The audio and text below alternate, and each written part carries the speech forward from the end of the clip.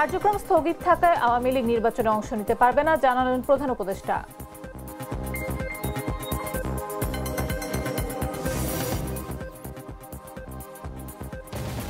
BNP chairperson Khaleda জিয়ার পক্ষে নির্বাচনী প্রচারণা শুরু আজ।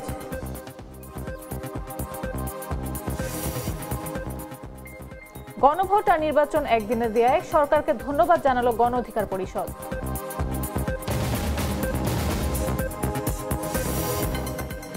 ফিলিস্তিনিদের ওপর ইসরায়েলি বাসিন্দাদের হামলা, সেনা সদস্যের গুলিতে নিহত 2।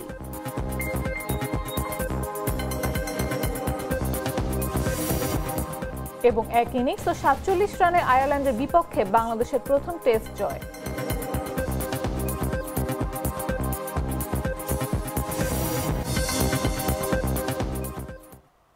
দুপুর 3টা নিউজে সবাইকে আমন্ত্রণ। সাথে আছে আমি নাফিস আব্দুল্লাহ। মশলা বদলে ফেলেছি, এবার আপনিও বদলে ফেলুন। একবার প্রাণ গুঁড়া মশলা ব্যবহার করেই দেখুন। অন্তর্বর্তী সরকারের প্রধান উপদেষ্টা অধ্যাপক ডক্টর মোহাম্মদ ইউনূস আসন্ন জাতীয় সংসদ নির্বাচন অবাধ, সুষ্ঠু ও অন্তর্ভুক্তিমূলক করার অঙ্গীকার পুনর্ব্যক্ত করেছেন। তবে সন্ত্রাস বিরোধী আইনের আওতায় কার্যক্রম স্থগিত হওয়ায় আওয়ামী লীগ নির্বাচন অংশ নিতে পারবে না বলেও জানান তিনি।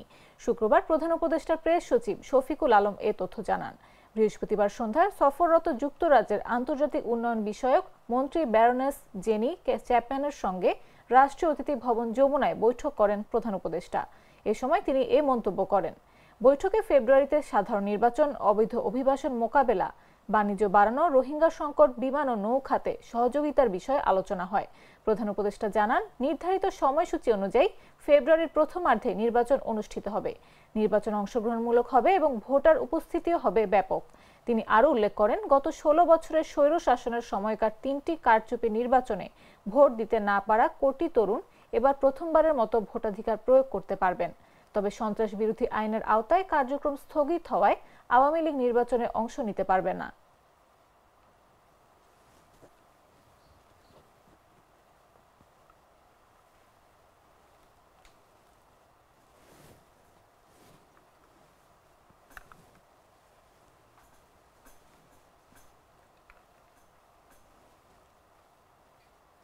দেশে 1,38,00,000 মানুষ ডায়াবেটিসে ভুগছেন, যাদের প্রায় অর্ধেকই নারী। সংশ্লিষ্টরা বলছেন, সারা বিশ্বে ডায়াবেটিস মহামারী আকার ধারণ করেছে। ডায়াবেটিস শুধু একজন ব্যক্তির বিষয় নয়, এটি কর্মক্ষেত্রের উৎপাদনশীলতার উপরও প্রভাব ফেলে। বিশাল সংখ্যক এই রোগীদের চিকিৎসায় হাসপাতালগুলোতে চাপ বাড়ছে। দেশের 14টি সরকারি মেডিকেল কলেজ হাসপাতাল ছাড়া অন্যান্য সরকারি চিকিৎসা শিক্ষা প্রতিষ্ঠান, জেলা সদর হাসপাতাল ও উপজেলা স্বাস্থ্য কমপ্লেক্সগুলোতে ডায়াবেটিস চিকিৎসায় এন্ডোক্রাইনোলজিস্টদের কোনো পদ নেই। দেশে এন্ডোক্রাইনোলজিস্ট আছেন মাত্র 350 জন। এর সঙ্গে বছরে 20 থেকে 30 জনের মতো পাশ করে বের হওয়া চিকিৎসক যুক্ত হচ্ছেন। আন্তর্জাতিক ডায়াবেটিস ফেডারেশন আইডিএফ ডায়াবেটিসের বৈশ্বিক প্রভাব সম্পর্কে সর্বশেষ পরিসংখ্যানে বলছে, ডায়াবেটিসে আক্রান্ত রোগীর সংখ্যার দিক থেকে বাংলাদেশ বিশ্বে 7ম অবস্থানে রয়েছে। এমন পরিস্থিতিতে জনসচেতনতা সৃষ্টিতে সারা বিশ্বের মতো আজ বাংলাদেশেও পালিত হচ্ছে বিশ্ব ডায়াবেটিস দিবস 2025। এবারের প্রতিপাদ্য, কর্মস্থলে ডায়াবেটিস সচেতনতা গড়ে তুলুন।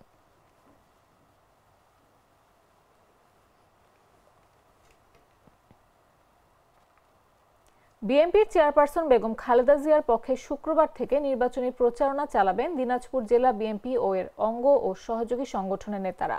বৃহস্পতিবার দিনাজপুরের সদরে অবস্থিত শিশু একাডেমিতে আয়োজিত জরুরি সভায় এ ঘোষণা দেন জেলা বিএনপি। এই সভায় দলের স্থায়ী কমিটির সদস্য ডাক্তার AZM জাহিদ হোসেন প্রধান অতিথি হিসেবে উপস্থিত ছিলেন। সভায় সিদ্ধান্ত নেওয়া হয়, বেগম খালেদা জিয়ার পক্ষে নির্বাচনী প্রচারণা আগামীকাল থেকে শুরু করা। শুক্রবার প্রতিটি মসজিদে বিএনপি ঘোষিত 31 দফা বিষয়ক লিফলেট বিতরণ করা হয়। আগামী কয়েকদিনের মধ্যে সকল অঙ্গ সহযোগী সংগঠনগুলোকে নিয়ে আরেকটি সভার আয়োজন করা হবে। সভায় ডাক্তার জাহিদ হোসেন বলেন, নির্বাচনের দিন গণভোট ও সংসদ নির্বাচন একসাথে মিলিয়ে আয়োজন করার ঘোষণা দেওয়া হয়েছে, যা জন আকাঙ্ক্ষার প্রতিফলন।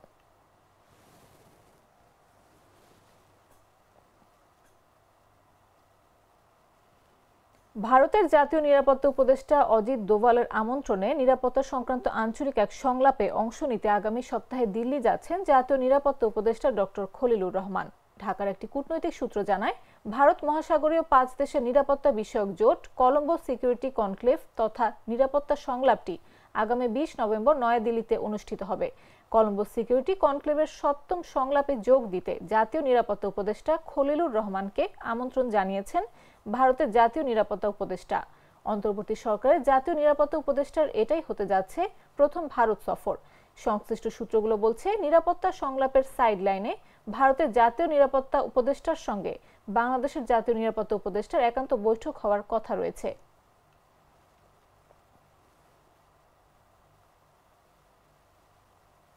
ডান কফি ক্যান্ডি, কররা কফি, কঠিন স্বাদে, হাইকে বলো বাই। গণ অধিকার পরিষদের সভাপতি নুরুল হক নূর বলেছেন, জুলাই সনদের উপর আলাদা গণভোট আয়োজন সম্ভব নয়। এটি ৩-৪ মাস আগে হলে সম্ভব ছিল। এখনকার বাস্তবতায় জাতীয় নির্বাচন অনিবার্য। কোনো অজুহাতে এই নির্বাচন ভণ্ডুল হোক, জাতি তা চায় না। গণভোট আর নির্বাচন একই দিনে দেয়ায় সরকারকে ধন্যবাদও জানান তিনি। শুক্রবার সকালে গণ অধিকার পরিষদের কার্যালয়ে প্রধান উপদেষ্টার ভাষণ নিয়ে দলের আনুষ্ঠানিক প্রতিক্রিয়ায় এসব কথা বলেন তিনি।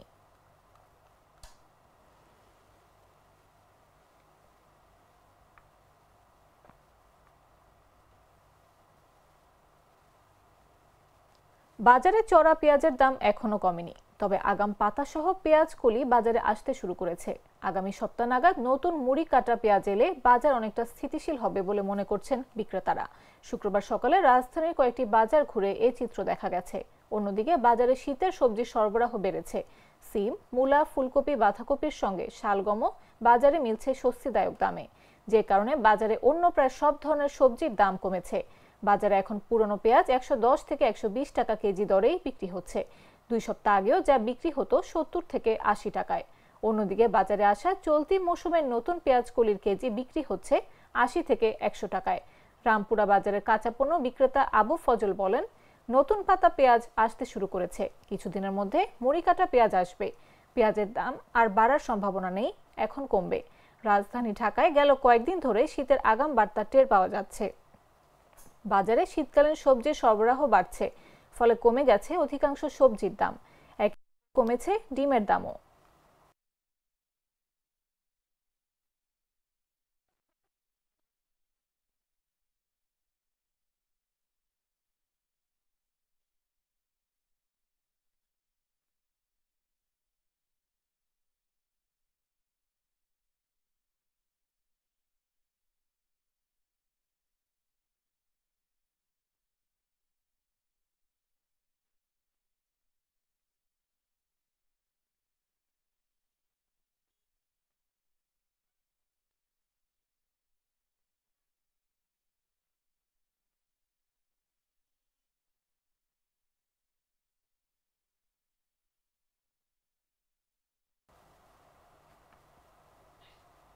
এই সরকার দিয়ে কোনো সুষ্ঠু অবাধ নির্বাচন করা সম্ভব নয় বলে মন্তব্য করলেন বাংলাদেশ জামাতে ইসলামীর নায়েব আমির ডক্টর সৈয়দ আব্দুল্লাহ মোহাম্মদ তাহের। তিনি বলেন, নির্বাচন সুষ্ঠু হওয়ার ব্যাপারে তাদের যথেষ্ট শঙ্কা তৈরি হয়েছে।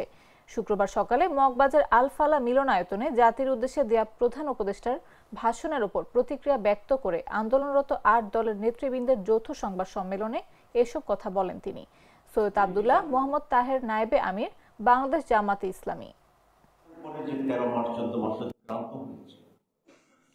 সেখানে এলাকায় এলাকায় গ্রামে গ্রামে আরেকটি দলের লোকদের কর্মীদের যে আচরণ মানুষ দেখেছে, সেই আচরণে মানুষ তাদের ব্যাপারেও একদম নেগেটিভ মনোভাব তৈরি হয়েছে, যেটা রিফ্লেকশন হচ্ছে বিশ্ববিদ্যালয়।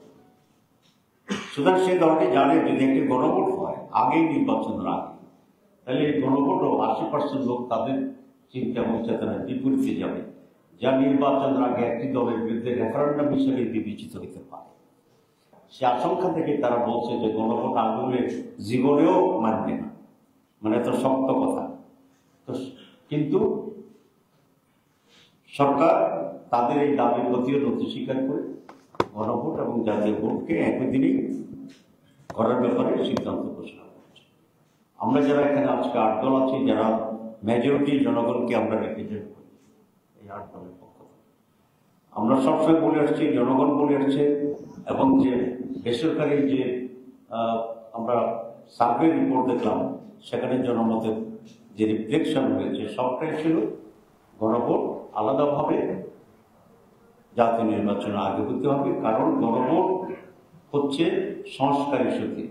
আর জাতীয় ভোট হচ্ছে সরকার গঠনের বিষয়। দুটি একেবারে ভিন্ন জিনিস ছিল। অস্থায়ীভাবে আংশিক মেঘলা আকাশ সহ সারা দেশের আবহাওয়া শুষ্ক থাকতে পারে। সেই সঙ্গে রাত ও দিনের তাপমাত্রা প্রায় অপরিবর্তিত থাকতে পারে বলে জানিয়েছে আবহাওয়া অধিদপ্তর। শুক্রবার সকাল 7টা থেকে পরবর্তী 6 ঘন্টার জন্য ঢাকা সহ সারা দেশে পূর্বাভাসে এই তথ্য জানানো হয়। এতে বলা হয়, ঢাকা সহ সারা দেশের আকাশ আজ পরিষ্কার থাকতে পারে। সেই সঙ্গে দিনের তাপমাত্রা অপরিবর্তিত থাকতে পারে। পাশাপাশি আবহাওয়া প্রধানত শুষ্ক থাকতে পারে। এদিকে সকাল 6টায় ঢাকা তাপমাত্রা রেকর্ড করা হয়েছে 19.6 ডিগ্রি সেলসিয়াস। এ সময় বাতাসের আর্দ্রতার পরিমাণ ছিল 85%। গতকালের সর্বোচ্চ তাপমাত্রা ছিল 30 ডিগ্রি সেলসিয়াস।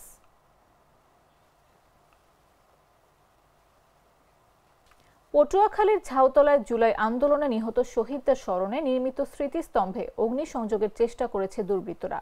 বৃহস্পতিবার গভীর রাতে এ ঘটনা ঘটে। স্থানীয়রা শুক্রবার সকালে স্মৃতিস্তম্ভে নিচের অংশে আগুন দেওয়ার চিহ্ন ও কালো দাগ দেখতে পান। ঘটনাটি জানাজানি হলে এলাকা জুড়ে ক্ষোভের সৃষ্টি হয়। জুলাই যোদ্ধা তোফাজ্জল হোসেন অভিযোগ করে বলেন, শহীদদের প্রতি অবমাননাকর এ ধরনের কর্মকাণ্ড পরিকল্পিতভাবে করা হয়েছে। ঝাউতলা আন্দোলনে নিহত শহীদদের স্মৃতিস্তম্ভ যে কোনোভাবে অক্ষত রাখার জন্য গতকাল সারাদিন পাহারা দেয়া হয়। ভিডিও ফুটেজে দেখে দোষীদের শনাক্ত করার জন্য প্রশাসনের কাছে দাবিও জানান তারা।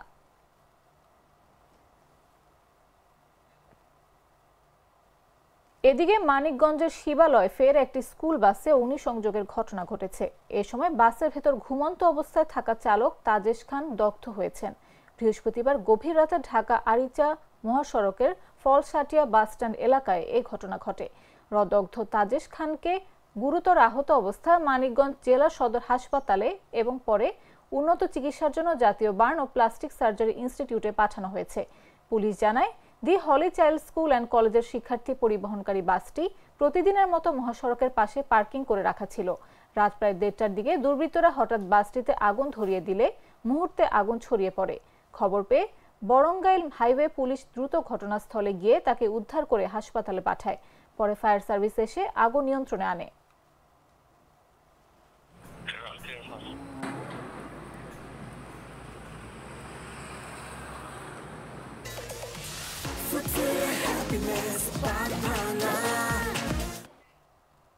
জানাবো আন্তর্জাতিক সংবাদ।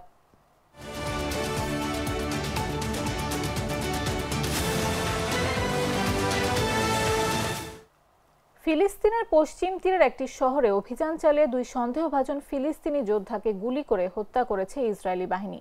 একই দিনে ইসরায়েলি অবৈধ বাসিন্দারা ওই অঞ্চলের একটি মসজিদে আগুন ধরিয়ে দেয় এবং কোরআন অবমাননা করে।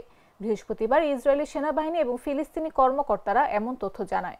সাম্প্রতিক সপ্তাহগুলোতে পশ্চিম তীরে বসতকারীদের সহিংসতা ব্যাপকভাবে বেড়ে গেছে। এ ঘটনায় আন্তর্জাতিক মহল সহ ইসরায়েলের ভেতর থেকেও ব্যাপক সমালোচনা শুরু হয়েছে। ইসরায়েলি সামরিক বাহিনী এক বিবৃতিতে জানায়, কারমেই জুর বসতি এলাকার নিকটবর্তী স্থানে অভিযান চালানোর সময় আমাদের সেনারা 2 সন্ত্রাসীকে হত্যা করেছে। তারা সেনাদের উপর হামলা চালাতে যাচ্ছিল। ফিলিস্তিনি কর্তৃপক্ষ এ বিষয়ে বিস্তারিত কোনো মন্তব্য করেনি। এদিকে রামাল্লা ভিত্তিক ফিলিস্তিনি পররাষ্ট্র মন্ত্রণালয় অভিযোগ করেছে, ইসরায়েলি বসতকারীরা দেভ ইস্তিয়া শহরের কাছে হাজ্জা হামিদা মসজিদে আগুন দিয়েছে এবং কোরআন অবমাননা করেছে। পাশাপাশি মসজিদের ভেতরের অংশ ভাঙচুর করে দেয়াল জুড়ে নিন্দনীয় নানা বক্তব্য লিখে রেখে গেছে। আগুনের ঘটনায় মসজিদের একটি দেয়াল এবং অন্তত 3টি কোরআন গ্রন্থ ও কিছু কার্পেট পুড়িয়ে দেওয়া হয়েছে।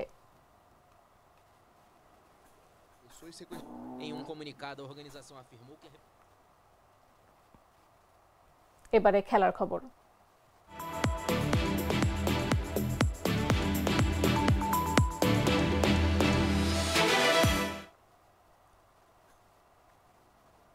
ইনিংস হার এড়ানোর চেষ্টায় কোনো প্রকার ঘাটতি ছিল না আয়ারল্যান্ডের। চতুর্থ দিন আইরিশ ব্যাটাররা সেই চেষ্টা চালালেও শেষ পর্যন্ত সফল হতে পারেনি। 254 রানে অল আউট হয়ে পরাজিত হতে হলো ইনিংস ও 47 রানে। ফলে সিরিজে 1-0 ব্যবধানে এগিয়ে গেল স্বাগতিকরা। লাঞ্চের পর বাকি 3 উইকেট তুলে নেন তাইজুল, হাসান মুরাদ ও নাহিদ রানা। শেষ উইকেটটি পান তাইজুল ইসলাম। বাঁহাতি স্পিনারের টার্ন করা বলটি ব্যারি ম্যাকার্থির ব্যাট ছুঁয়ে জমা পড়ে লিটনের গ্লাভসে। প্রথমে আম্পায়ার সাড়া না দিলেও রিভিউ নেয় বাংলাদেশ। আলট্রাইজে ক্যাচ নিশ্চিত হলে আম্পায়ার সিদ্ধান্ত বদল করেন। 25 রান করা ম্যাকার্থিকে ফিরিয়ে বাংলাদেশের জয় নিশ্চিত করেন 3 উইকেট শিকার করা তাইজুল। বাংলাদেশের বোলারদের ওপর চড়াও হয়ে 8-এ নামা ব্যাটার জর্ডান নেইল 7 রানে খেলেন 38 রানের ইনিংস। একটা সময় মনে হচ্ছিল তিনি এড়াবেন ইনিংস হার, কিন্তু সেটি আর সম্ভব হয়নি। হাসান মুরাদের বল ছক্কা মারতে গিয়ে বাউন্ডারিতে সাদমানের দুর্দান্ত ক্যাচে কাটা পড়েন তিনি দলীয় 252 রানে। ফলে পতন হয় নবম উইকেটের। 60 রান খরচায় সর্বোচ্চ 4 উইকেট গেছে অভিষিক্ত মুরাদের ঝুলিতেই।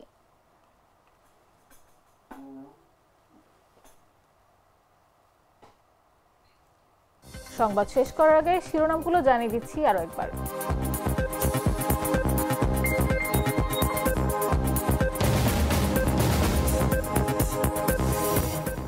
কার্যক্রম স্থগিত থাকায় আওয়ামী লীগ নির্বাচনে অংশ নিতে পারবে না, জানালেন প্রধান উপদেষ্টা।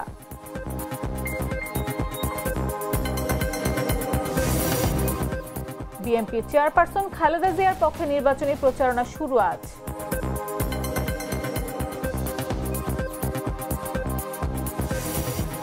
গণভোট আর নির্বাচন একদিনে দেয়ায় সরকারকে ধন্যবাদ জানালো গণ অধিকার পরিষদ।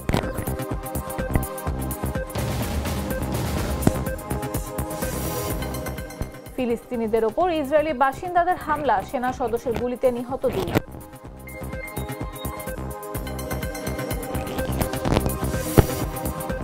এবং এক ইনিংস ও 47 রানে আয়ারল্যান্ডের বিপক্ষে বাংলাদেশের প্রথম টেস্ট জয়।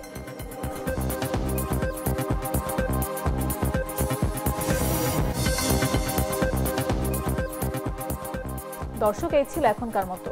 প্রতি মুহূর্তে সর্বশেষ খবর পেতে ভিজিট করুন jagonews24.com, ফলো করুন আমাদের ভেরিফাইড ফেসবুক পেজ এবং সাবস্ক্রাইব করুন জাগো নিউজের ইউটিউব চ্যানেল। এতক্ষণ সাথে থাকার জন্য ধন্যবাদ সবাইকে।